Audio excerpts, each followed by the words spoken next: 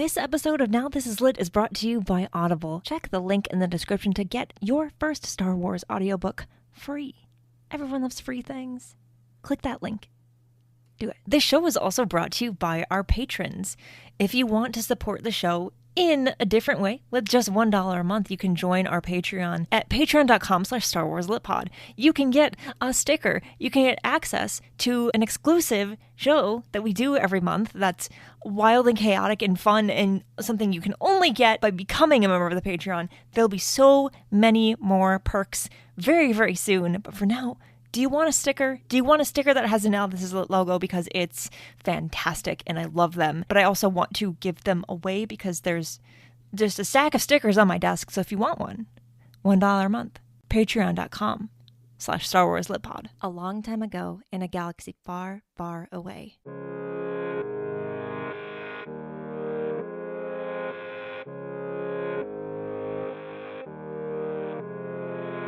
You're listening to Now This Is Lit, a podcast about Star Wars books, the people who make them, and the readers who just can't get enough of them.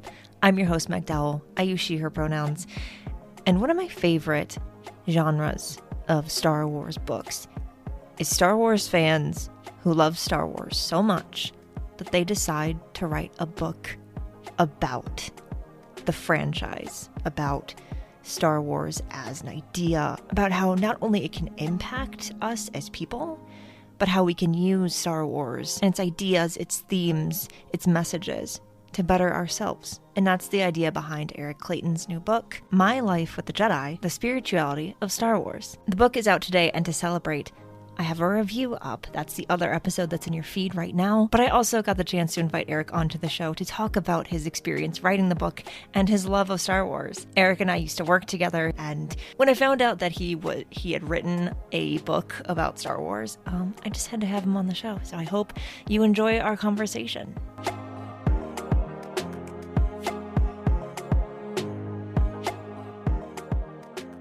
It was funny because I first heard about the book on Twitter from, I think, another account that I follow had retweeted you tweeting about it.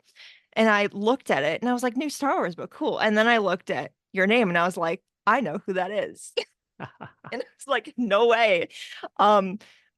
People that have written for me have done cool things in the past, but like, it's really fun to see you doing this. And when I first saw that you were doing a book, I was like, I need to have you on the show because I need to know all the things about how this book happened. Because that's what I like to do. I like books. I like talking about the books themselves when they're actually out into the world. But it's also very fun to get the person who made the book onto the microphone to tell me all about how that happened and why that happened, because I think that's interesting. And apparently other people agree. Thus your podcast. Exactly. Here it is. It's right next to me. I got it in the mail yesterday. And at first I was like, I don't know what this is. And then I opened it and I was like, I am the happiest person in the world right now. I can't imagine what it's like to be holding a book like this. And it's got your name on it. That's cool. It's very That's cool. Really cool. I got a whole box of them. I was very excited when I got like the thing in the like the alert on my email. I was like, oh, it's coming today. Like I'm gonna get 40 of these on my front step, and I'm usually very excited about it. My kids are always like, what is that? Like, why? What? Like, I'm like, oh, this book is me. Like, this is like, I wrote this. You see my picture on the back, and they're like, all right. I'm like, you girls should be a lot more excited. I don't know what's going on here. Like, Dad wrote a book. Like, it's an actual book. You can hold it in your hand. I have another book out, and occasionally you see it in the wild, like in a Barnes and Noble. Mm-hmm. And my oldest daughter was like, I pulled it off the shelf. I was like, look at this. And she's like, why is that here? I was like, because this is a bookstore. And she's like, yeah, but isn't that your book? I'm like, yeah, exactly. It means like we've reached a threshold, an important moment in our lives, and you are not appreciating it. I was like, what do you think? I just like brought it from home and like kind of like stuck it in the shelf? Like, no, they carry it here. So I'm looking forward to that moment repeating itself with this book. I love how kids are like, I think that's cool, but also I'm not interested. Not impressed. Oh yeah, utterly unimpressed. Oh, well, I'm so glad that you're here on the show to talk about the book so that everyone listening can be impressed Um, on Those are behalf my of kids. on behalf of your kids who may not be. One day, perhaps. They'll look back one day and say, I'm sorry that I didn't appreciate you back then. Yeah, I know. I'll look at that in writing. Hope I live long enough. All right. So the book, as people are listening to this, the book is out as we're recording. It's not quite out yet, but it's still very exciting to talk about this thing that is now real because if I'm holding it, if I'm holding it up, if I'm holding it in my hand, if I'm smelling it, and I love smelling new books because um it makes me happy. It's real. Um it's real to me, it's real to you. I want to talk about you first before we talk about the book. Sure. And in said book that we'll talk more about, you talk about pilgrimage, you talk about Star Wars journeys, both within Star Wars and in Star Wars fandom. And I want you to tell me about yours. I want you to tell Yeah. me what has led you to decide I'm gonna write a book inspired by this thing I like called Star Wars. Yeah, right. And it's yeah. So my like Star Wars journey, right, Mm, begins as I imagine a lot of people's do. I don't know, like my dad pulled out his VHS collection, in the mid 90s or whatever it was, and he's like, "Hey, you want to watch this?" I was like, "Yeah, yeah, sure. That sounds good." I was probably like 8 or something, 8, 10, somewhere in there. And so we do. And I'm like, all right, this is great. I don't have like a ton of memory about that, but I do know that like that coincided about the time that the special editions were coming out, right? So we're pretty close to the Phantom Menace, so about 25 years ago, right? And I think I was like, it got to around fourth grade, so it was like, oh, like all the my buddies were like, oh, Star Wars, like it was just like the right age for that. mm, But I think what that led to, right, was these stories then become formative. They become like what we like our like kind of like our touchstone. Like we reach for this story to explain stuff, and I think it just I mean, there's always like scholarship on the monomyth, right, and how this taps into these larger stories. But for me, I think it just happened at the right time in the right way. And I was in the right context that I just kept reaching back for like, oh, lightsabers. And like lightsabers are cool, right? You mm, swing your empty wrapping paper tube at your mm, friends and like it's a great time. So we had and, like, like the Phantom Menace was a all those new Star Wars Legos, right? All the toys. And I think we had all those. So that was kind of like where I start. Um, and I've like always I've loved Star Wars since, and it was also the time of the New Jedi Order, which I'm sure mm, you are well familiar with, right? You mhm. like great series of books. Yeah.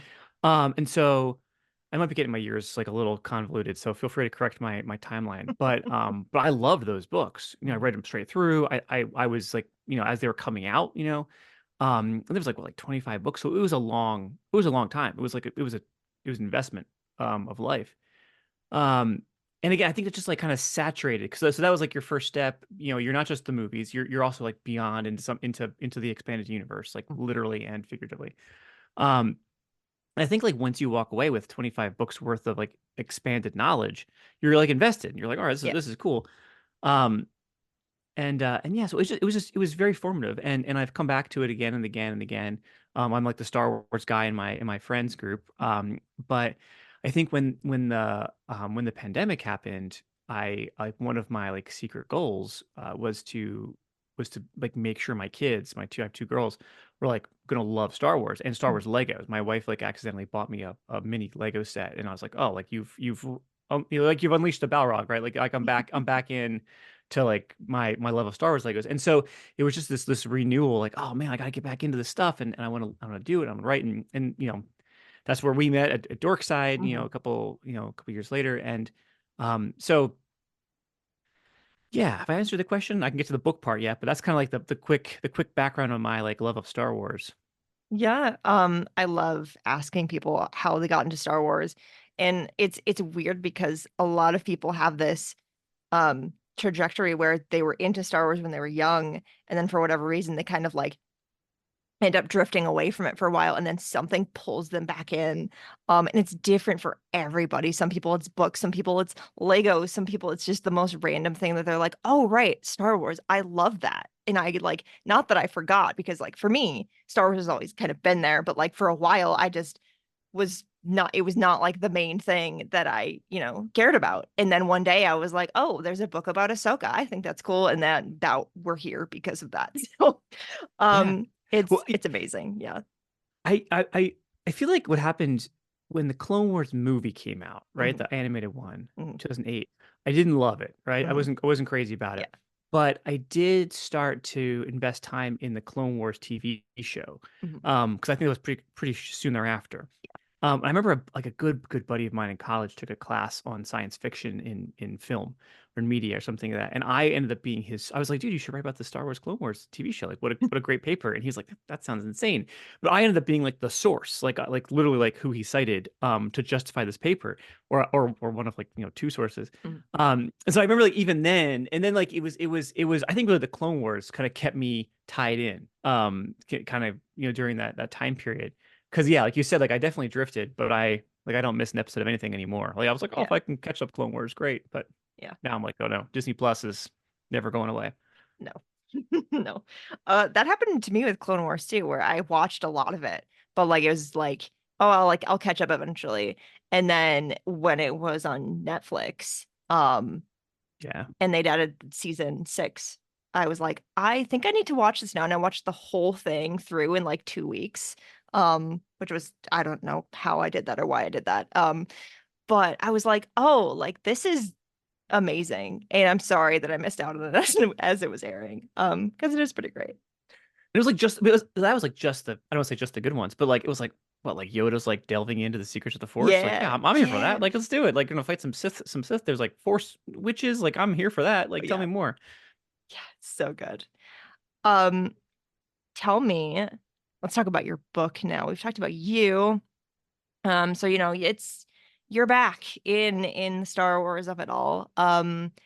And fast forward, you've now written a book inspired by a galaxy far, far away. How do you go from I I remember now that I like Star Wars and I would like to write a book about it, but also the process of writing that book and making that book happen, which you touch on a little bit. Tell me about that.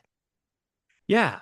So it's probably helpful for listeners to know. So like I'm a spiritual writer Mhm. would be how I would probably identify myself in my work. So I've done a lot of spiritual writing, which broadly considered I work at I work with Jesuits, kind of a Catholic order. Mhm. It's a lot of Ignatian spirituality is the spiritual tradition. And so I do a lot of writing in that space for kind of an expanding audience. And again, during the pandemic, when the pandemic hit, that writing really increased because people like as we were talking before, right? People wanted to have community, and you couldn't Yeah. have community in person, and so I would send these reflections, as part of my Mhm. work, that essentially like reminded people, like, hey, like we're all still together, like you're still loved, like things are like we're gonna keep kind of putting one foot in front of the other, um, and people responded to that, and so that I was like, oh, like maybe there's something I can be helpful with, like in writing in this kind of spiritual intersection. Um, and that was kind of what gave me the impetus to write the first book I wrote, which is on kind of spirituality and storytelling in Mhm. general. Um, but like storytelling, like obviously the story, as I've already said, for me, that's so essential to how I think about like the value of story, is Star Wars. And so I remember I write this in the very back of the book, kind of the acknowledgments. My editor at Loyal Press, he and I were going back and forth because he's also a big Star Wars guy, and we were talking about Obi-Wan Kenobi, the series. And he was like halfway through, he wasn't like a fan, and we were literally emailing back and forth, like like sentences, Mhm. which was an insane way to communicate. Um, and he didn't like it, and I was like, dude, you're crazy. And we went back and forth, and almost as like a throwaway line, I was like, hey man, like if you want me to write, if you need someone to write about Star Wars and Ignatian spirituality, like you let me know. Like Mhm. I got a book at least. And he's like, you serious? And I was like, yeah. And so from there, that was like the seed that Mhm. sprouted. And um yeah, it really took off from there because like I had been writing about some of the spiritual writing I had done had Star Wars in it. Mhm. Just and because for folks like Ignatian spirituality as a spiritual tradition is all about you finding the divine in all things. Everything is Mhm. sacred. Sounds a little like the Force, right? Luminous. Beings are we, right? It's very Ignatian. Mhm. And then all about making good decisions. How do you discern between the light and the dark? That's literally what Ignatian spirituality is really built on? How do we discern these kind of forces that work in the world?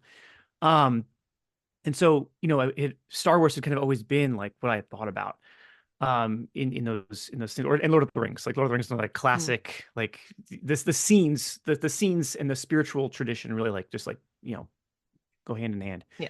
And so that was really where the book had started from, was from this kind of this casual conversation, and then a lot of trust, and faith put in me by the editorial team, saying like, yeah, Eric, give it a go. Mm. Give us give us an outline, give us a proposal, like, gotta do all the things, right? Yeah. But give it a go. And so uh yeah, I think it was over the course of, I don't know, like 9 months. It was like July to February, something like that, July to Mm. January.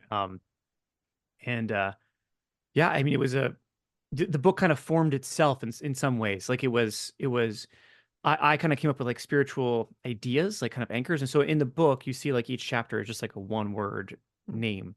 And there was that word for me was kind of like a gateway into a larger spiritual sense, spiritual truth. I don't want to say truth, but spiritual way of kind of like proceeding in the world, like Mm. grappling with reality.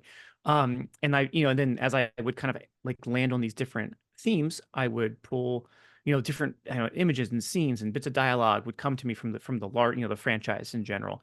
And like I'm not like I've not read and watched every single thing. Mm. I don't know a lot of the comics, for example, but I would reach for stuff and I would read stuff, and I was adding stuff to the book um as late as October of last year. Mm. I wanted to get the Rise of the Red Blade in there, and I wanted Mm. to get Ahsoka in there because I thought there was a lot of really good spiritual stuff that fit.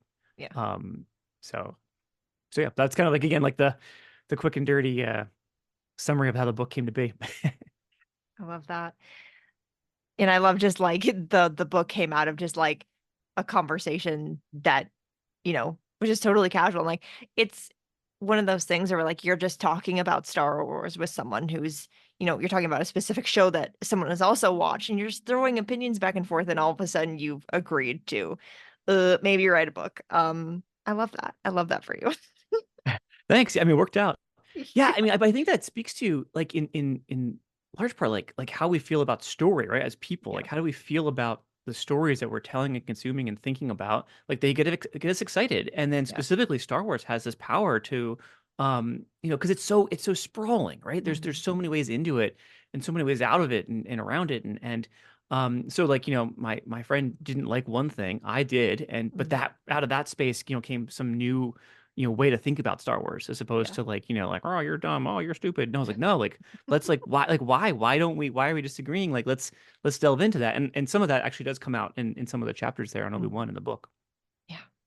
Star Wars has been around for so long at this point and has touched so many different people that we've gotten, you know, a lot of books, a lot of essays, a lot of different um people looking at all of these stories, because there's so many stories and there are common themes across them and things like that, but every Star Wars story is still different and has its own uh you know things that we can take away from it. And I think one fascinating thing about that is you can have one Star Wars story and 10 different people look at it all from 10 different angles. Um, and this keeps happening. And I think it's very cool. And your book is a really good example of like there's a very specific way to look at Star Wars through a spiritual lens. And some people have done it through politics. You can do it through, analyzing the literature of Star Wars itself. And there's so many different ways to do that. And in writing this book, I am curious to know if there are any stories or themes or anything specific out of Star Wars that really just speak to you and just really make you think deeper about life in general. Yeah, for sure. I have a lot of answers, so you can cut me off when I've given too many. But I'm trying to look around my bookshelf. Have you read The World According to Star Wars? Um, No. so it's a great book, and my goodness, the author's name is escaping me at this moment, but he has a chapter. It's like 13 frames. It's like 13 lenses to kind of put over Star Wars. It's like a Mm, feminist lens, a Christian lens, a Buddhist lens. mm, It's like, what if the rebels are the bad guys lens? Like it was like this whole, and he does it quickly. It's like, mm. quick, and it's just so cool and so Yeah. helpful. And I think about another book, I think by Chris Taylor, How Star Wars Conquered the Universe. You heard that one? That's like on kind of like fan culture. And Mm. he's talking, he's kind of quoting George Lucas and saying Star Wars is intentionally presented, like the spirituality of Star Wars is intentionally presented in a way that is vague, so that you as the viewer can bring your own layers of meaning to it, Mm. right? And I love that. I think Yeah. that's how we should approach all story. Like we like what does it unlock within us, and then how do we bring ourselves to the story? So that's kind of like how I operate in thinking about Star Wars. Um, I mean, again, like I have a very specific spiritual tradition, right? So that's kind of how I come at it, and Mm. and you know, Ignatian spirituality kind of fits in the larger kind of Catholic Christian worldview. But for me, in Ignatian spirituality, Ignatius, who is a saint, Catholic saint, who's a soldier, he has this way of approaching texts, holy texts, and he says, put yourself in the scene, which is very much like you are supposed to sink into the scene and engage the scene kind of with your imagination. Mm. And he's talking about holy texts, but I think we can talk about Star Wars. We can talk about anything. Like, what does it mean to put ourselves into the scene? How are we affected? What does that change for us? And so that, I think, for someone like me coming at Star Wars from a spiritual perspective, I'm not looking so much for parallels. You know, I think it's easy to be like, oh, like, you know, is Anakin Jesus, or is or the Jedi Jesuits, and like, like it's easy, especially, you know, Catholic, you know, robes and all that stuff. Like, it's Mm. just, you know, the parallels are there. But I don't know if it's interesting and it's a way in, but I think it's more helpful from a spiritual sense, to engage, as you said, Meg, like, what are the themes that strike you? Mm. And so for me, the scene I always go to, and again, this has a parallel in the Ignatian story, is the dark side cave on Dagobah. I Mm. have a couple chapters in here. That's one of them. But then there's also, I think, there's a chapter on wounds and kind of like how do we heal ourselves? How do we Mm. repair ourselves? Um, and in the Ignatian tradition, part of Ignatius's story, right, is he kind of like he has this moment of kind of self-discovery, you might say conversion. He finds himself in this cave, though. He has this like big, like exciting moment. And then he finds himself in this cave, and he's just like he's just beating himself up. He's like, "Oh, I'm not good enough. I couldn't possibly be good enough. I'm gonna fail." And he has all these dark thoughts. And so that's like the dark side cave in a lot of ways, right? Because what does Luke do? Luke comes to the cave in Dagobah. He's like, "Oh, it's cold in there," and Yoda's like, "You got to go in." And Luke's like, "Well, what's in there?" And Yoda's like, "Only what you take with you." I love that line, "Only what you take with you." Mm. Because what does he go in? He goes in. He has this assumption like, "Oh, like I have to bring my lightsaber. I have to defeat evil." And of course, you know, the vision of Vader appears, and you know, spoiler alert for folks, but when Luke cuts him down, right, what appears? You know, it's not the face of evil, it's Luke. And Luke, what has he brought into the cave? He's brought in all of his own fears of, I'm not enough, I'm not good enough, Mm. I could never make it. You know, I'm not going to measure up. All these feelings of self doubt. That's what he brings into the cave. That's what Ignatius brings into the cave, right? I think it's what we all bring into our own like proverbial caves. This sense of like, oh, I'm not enough, I'm not enough, but we are enough, right? That's the whole point Mm. of coming out of the dark side cave. You know, and going to save, you know, save our friends or whatever it is. You know, we have to reevaluate, you know, what is, you know, what is evil? What does evil look like? Is evil this Mm. like thing out there that we have to go beat up? Or is evil this thing that's eating away inside of us, saying that we're not enough, that we're not good enough? Mm. And I think in a lot of ways it's the latter, right? Um, so that's like an example of like how I come at this and think about it, and you can see there's parallels, and you can see there's kind of dropping ourselves in the scene, and but I think this theme of, you know, it's a theme of hope, but it's a theme of hope, and hey, like, we got it in us, we can do it, we can rise to the occasion. Yeah. Mm. I love that. And that's so much of your book is it's just taking, specific ideas or specific scenes even from Star Wars and being like, well, like this is how we can think about that. Um, or like, you offer maybe a little bit of comfort or you offer just a different way to maybe think about something. And I think that's very unique. And I like that you're able to bring that to readers of the Star Wars. Because I think, I think we all sometimes need to challenge ourselves to think about things differently or look at things from a different perspective or kind of like see what someone else thinks about. Like you might, as if you're having a conversation with someone, you might be talking about something that you've both seen or read, but someone else's perspective might make you understand something that you didn't before. And I think that's something that your book does really well. And I think that's very cool that you're able to do that. Thanks. I appreciate that. And again, I hope for readers, right? I hope that to that same point, like you bring your own layers of meaning. So like Mm. this is as you said, this is just like how I'm like thinking about it, at this point in my life, in my context. But like hopefully the invitation is there in the book to say like, hey, like, well, what do you think? Like Yeah. what are your thoughts? And like, come in and wrestle with them. And like you don't have to agree with me, but but by disagreeing with me, you've added your own layer of meaning, which is just as valuable, right? Yeah. And I think that's one of the greatest things about Star Wars, and as something that we kind of all share.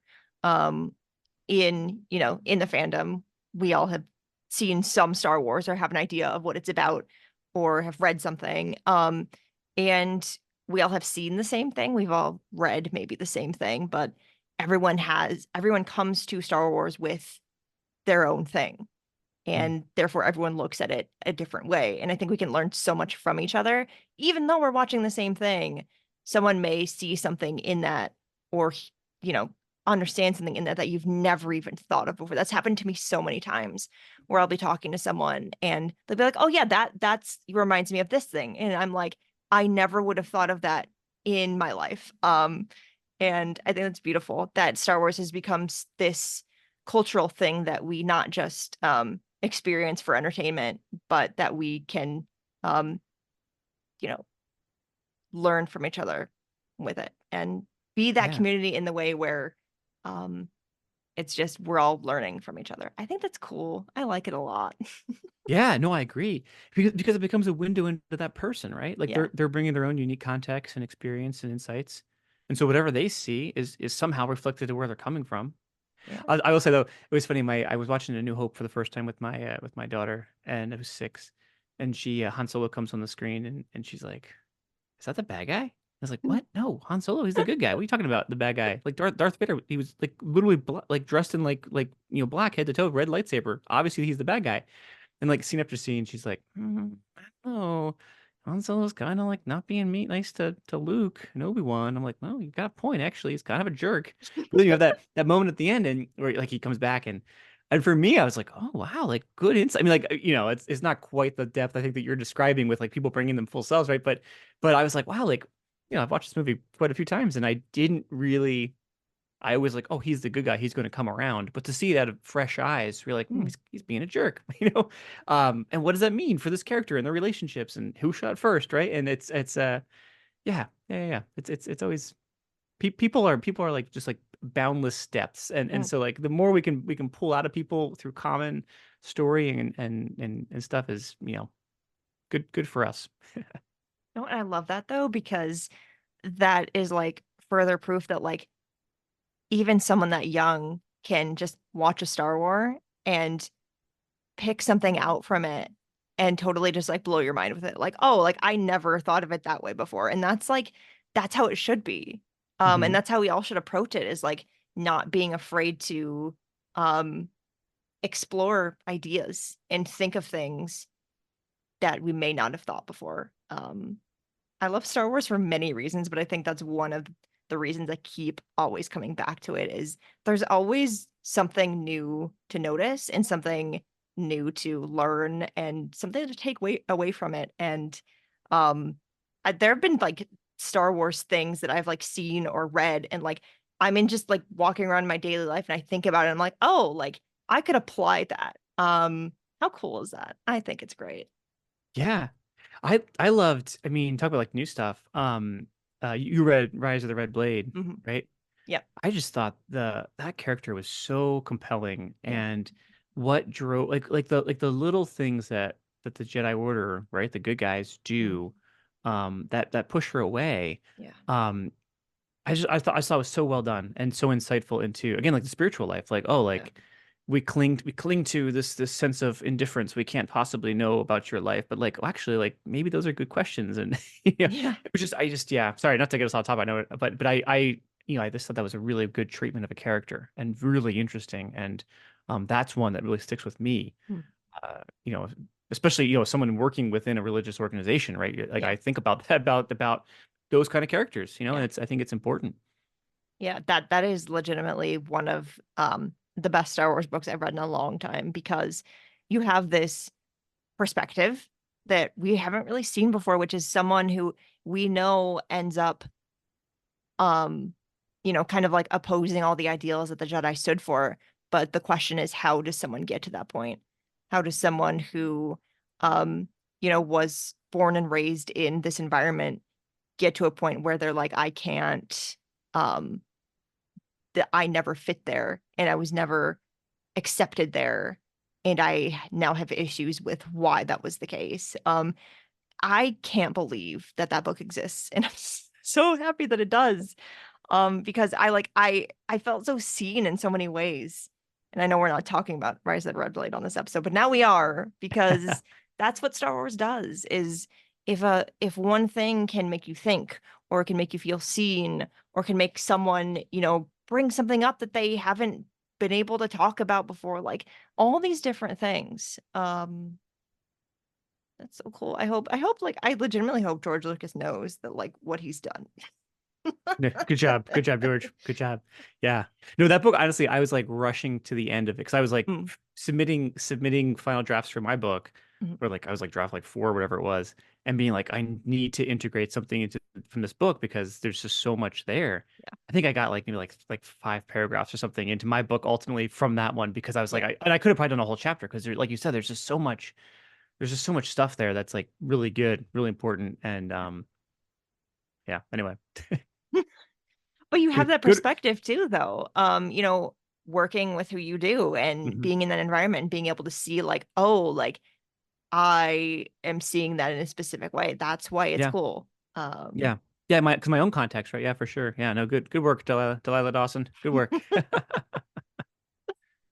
I cannot wait for everyone to experience the book that you have written. I'm gonna hold it up again because I just think that's really fun to do. They can't see it, but you can. I think this famously an audio medium, but yes, I mean, I will attest you are indeed holding the book. It is in your screen and in your house. It's here and it will be, think about this for a minute. It will be on those shelves back there forever. I don't I know get that's rid of Star awesome. Wars books, so it will just be there. A book with your name on it is stuck there or in the collection, I guess, forever. I know I mean, that's pretty legit. That's a Yeah. you have a very cool shelf. So I'm happy about that. It was worth writing the book just to get a spot on that shelf. It is a very good book. It really made me, I am in a period in my life at the moment where like I'm thinking deeply about things and life and um stuff like that. And it really just made me be in a good headspace to think deeply about life. I don't know why I'm being so vague. Well, good though. It's um a good outcome. I'm happy it to hear it. it is. Um I'm so glad that you ended up writing this book. And Thank you. yeah, I am also glad I can do this. I am also glad that you joined me for this episode to talk about the book and talk about you and talk about um what Star Wars means to you. And the dog did show up. I knew she would get here at some point. Um, Very quiet dog. It's like a yeah. ninja dog. Is she gonna come in here? Is she gonna come in here? No, that's fine. She's usually not very quiet, so I I don't was know like, what's wow, happening. like your dog is a lot quieter than my It, cat, who would it like knock the computer over. But it's a Siberian Husky. She's not quiet. I don't know oh what she's wow, doing. that's like a Um, formidable dog. yeah, I don't know. But yeah, this has been so fun. I've been looking forward to us being able to talk about this book for a long time and we finally got to do it. Um, Yeah, if you this is a lot of fun. want, yeah, go ahead and if you'd like, tell people, the people listening, whoever they are, where they can find you on the internet, where they can find your book, all of that fun stuff. Promote yourself, do it. Yeah, I geez, believe I in should you. have had my links ready here. Maybe I'll send you some links. You can just include them. So the Yeah. book is My Life with the Jedi: The Spirituality of Star Wars. You can get that anywhere. Loyola Press is the publisher. You can get it there. Amazon, Barnes and Noble, local bookstore, what have you. It's all over the place. You can find me. My website is ericclaytonwrites.com. I also have a Substack of a similar name. I feel like if you just look up Eric Clayton in Substack, it's called Story Scraps. Folks can read that. That's a lot of kind of like spirituality and storytelling.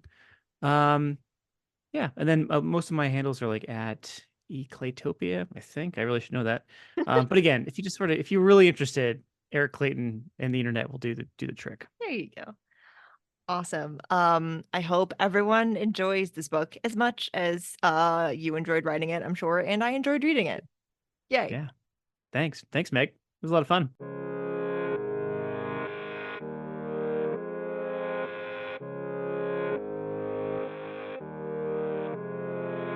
Now This Is Lit is part of the Fireway Fandom Network. It is produced by Devor Mondum and written, hosted, and edited by me. Jose Jimenez designed our podcast art. You can keep up with the show on Substack at Now This Is Lit, and find the show wherever you get your podcasts. There are many ways you can support the show, and all of those ways are in the show description. But the newest way is to join our Patreon for $1 a month. You can get all kinds of things, like a sticker and access to an exclusive show. More perks are coming, and I'm so grateful for those who have chosen to put their literal dollars toward this project, because it means so much to me to be able to make this show, and also to be able to make this show not completely for free. For more book reviews and Star Wars book celebration, follow Star Wars book reviews on Instagram and TikTok.